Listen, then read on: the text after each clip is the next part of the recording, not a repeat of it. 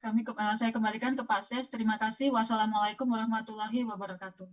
Baik, terima kasih Helena atas paparannya. Saya kira tambah dimengerti, mudah-mudahan tambah dimengerti oleh teman-teman dari perusahaan.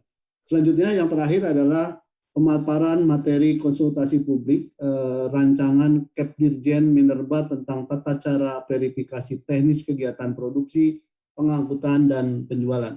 Kepada Pak Sony, kami silakan.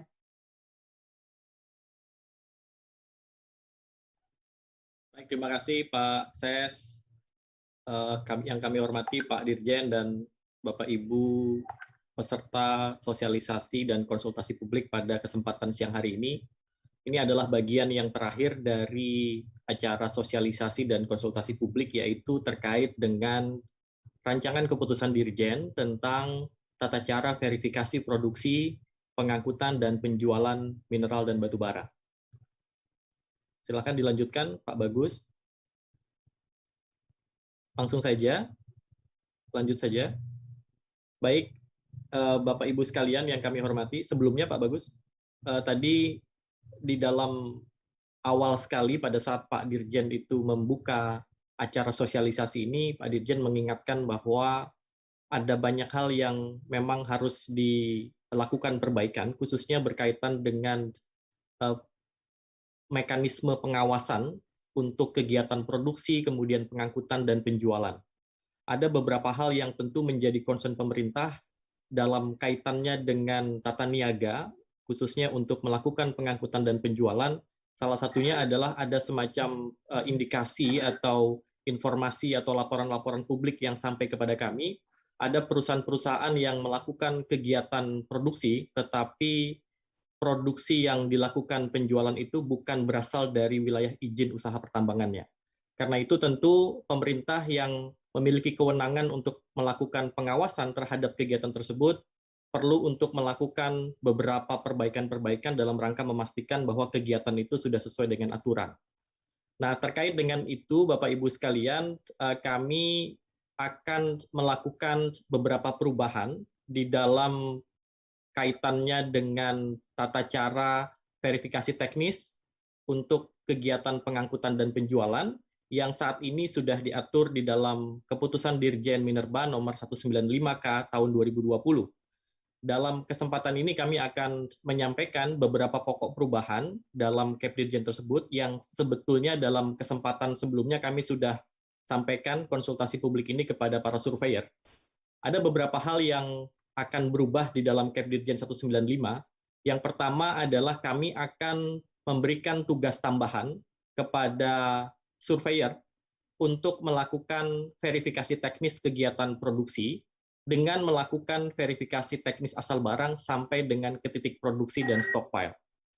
Kalau kita cermati di dalam Kepdirjen 195 tahun 2020, surveyor yang terregister di Minerba itu hanya melakukan verifikasi terhadap kegiatan pengangkutan dan kegiatan penjualan, tetapi tidak bisa melakukan verifikasi sampai dengan titik produksi dan stockpile. Nah, dengan adanya aturan yang baru ini, pada saat nanti sudah disahkan, kami akan memberikan semacam tambahan tugas kepada surveyor. Sembako.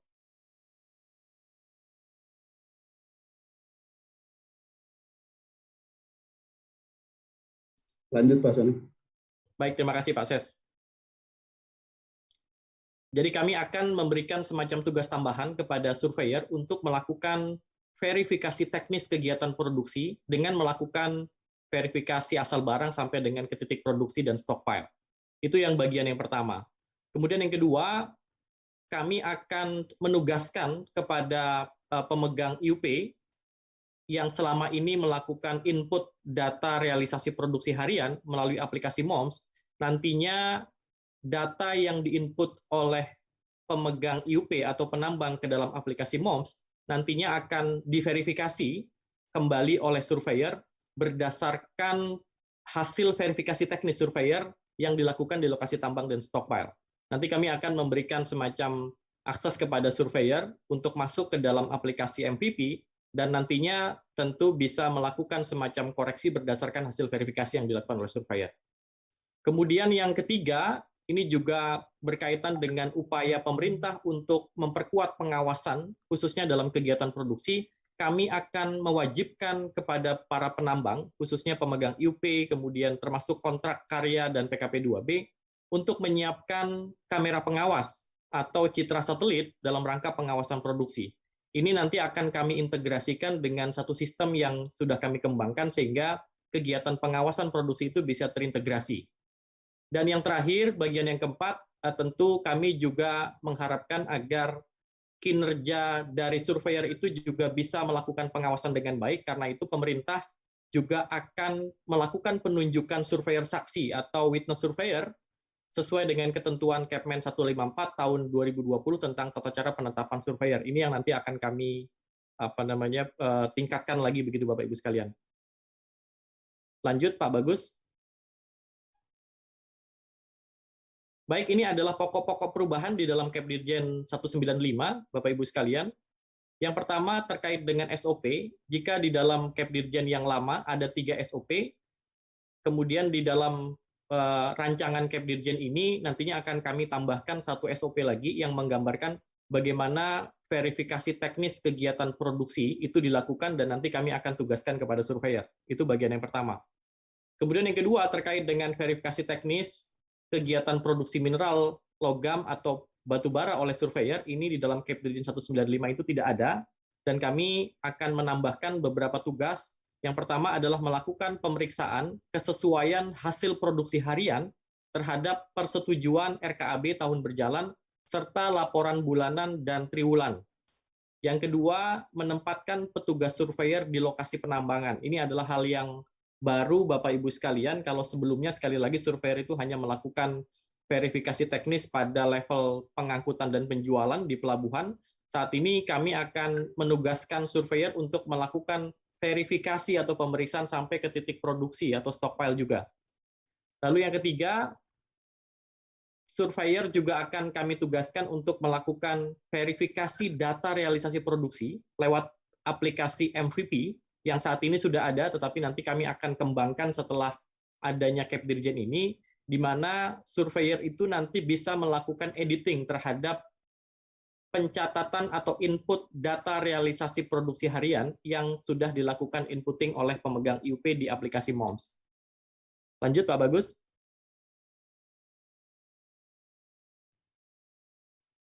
Ini tidak ada yang berubah. Kita di bagian yang sebelah kanan terkait dengan kewajiban pemegang IUP, ada hal-hal yang baru yang akan kami wajibkan kepada pemegang IUP atau penambang. Yang pertama adalah penyampaian data rencana dan realisasi produksi dan penjualan dalam aplikasi MOMS, ini sudah berjalan.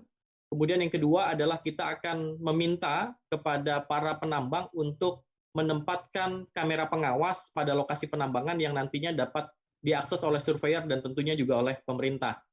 Dan yang ketiga adalah menyediakan semacam citra satelit atau kamera pengawas yang sekali lagi ini akan terintegrasi dengan sistem yang dikembangkan oleh Minerba. Lanjut Pak Bagus. Bagian ini lanjut saja, ini sama dengan yang ada di Kepdirjen 195.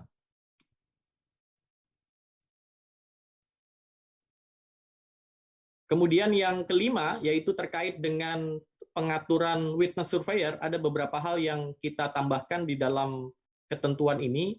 Yang pertama adalah dalam rangka pelaksanaan pengawasan kegiatan verifikasi teknis atau kegiatan produksi, pengangkutan dan penjualan minerba yang dilakukan oleh surveyor pelaksana, Dirjen Minerba atau pemerintah dapat menunjuk surveyor saksi atau witness surveyor untuk melakukan verifikasi analisis kualitas maupun kuantitas kegiatan produksi, pengangkutan dan penjualan.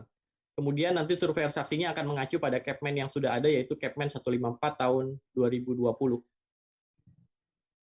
Ini adalah flowchart yang bisa kami gambarkan terkait dengan bagaimana sistem yang baru ini nantinya akan bekerja. Yang pertama, pemegang IUP akan melakukan input data rencana produksi sesuai dengan persetujuan RKAB. Ini menjadi penting, tadi sudah disampaikan oleh rekan kami Pak Dodi tadi menyampaikan bahwa RKAB itu nantinya akan menjadi basis, ya. RKAB akan menjadi basis dari kegiatan penambangan dan kegiatan produksi. Pada saat perusahaan melakukan input di dalam aplikasi MOMS, nanti dari pihak pemerintah, yaitu Ditjen Minerba, akan melakukan verifikasi data rencana produksi dalam aplikasi MOMS.